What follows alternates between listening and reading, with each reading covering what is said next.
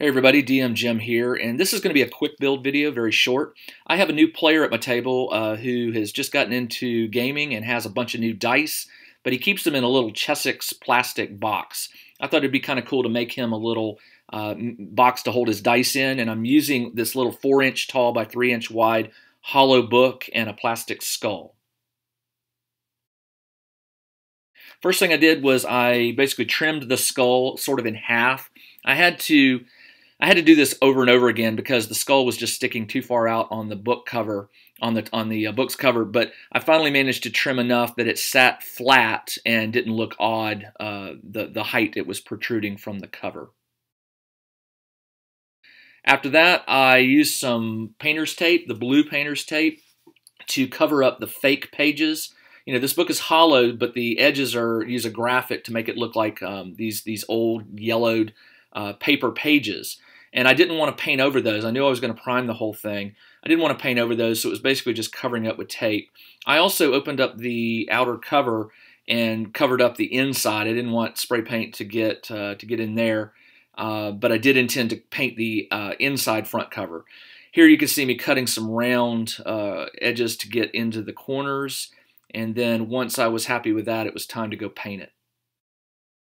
I painted it black. It took 2 coats. And after that dried, I mixed up some tomato red from Anita's Acrylic with a little bit of black, and it gave it this nice dark red color.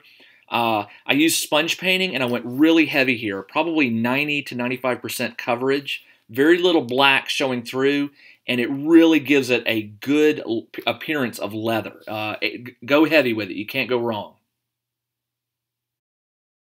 Up next, I painted the spine, or I needed to paint the spine, so I used some blue tape to basically expose 4 little sections, and I covered those with Anita's aged copper. One thing I will say is I don't like the blue tape for this. It bled a little bit. I think next time I may invest in some green frog tape because when I pulled the tape off, a little bit of the copper had bled, but not too bad.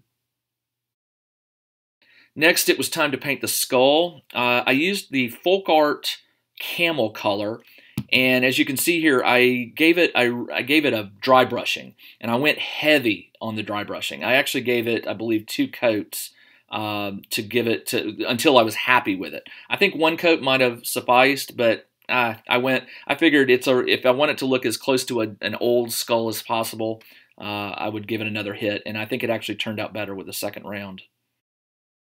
I followed that up with a dose of the Army Painter's Quick Shade Strong Tone. You can see the bottle in the upper right corner with the red cap.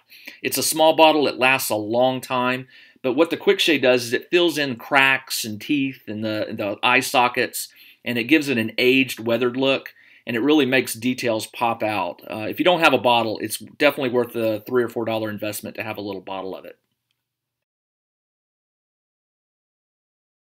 The last thing was to add some detailing. I used some E6000 to glue these 4 little metal pieces on the corners of the book. I've had these for a while. I added some colored, some ribbon bookmarks to it, and I also glued some paper. I cut some paper that looked like linen, aged linen. I cut a bunch of strips of it and glued them into the book to make them look like pages that were sort of shoved into the book. And of course, I put a bead on the inside of the skull because I didn't want hot glue to ooze out, and then I glued the skull down by applying a lot of glue on the bead. And that's it. That's how you can make this little, dice box out of, it looks like a spell book. I'm hoping my young player is going to like it. It's much better to put his dice in than the little Chessex plastic container. But it turned out really nice. I especially like the leather. The leather turned out great. I'll take some close-up photos of this so you can get more of it. But you've got the pieces, the corner pieces, the skull, the bookmarks glued, and then the pages that look like they're sticking out. All in all, I'm really quite pleased with it. This was a quick build. Total time spent on this was probably less than an hour, and that's not including the paint. It's cold here in Atlanta. The paint didn't dry so fast. But, less than an hour to make this little thing. The book by itself, I found at a hobby shop. I think it was Hobby Lobby. Maybe wrong, maybe Michael's. But it was only like $3. The skull I got a couple years ago for Halloween. It was a bag of them, a few dollars for a bag of 12. And then of course the ribbons and stuff I already had on hand.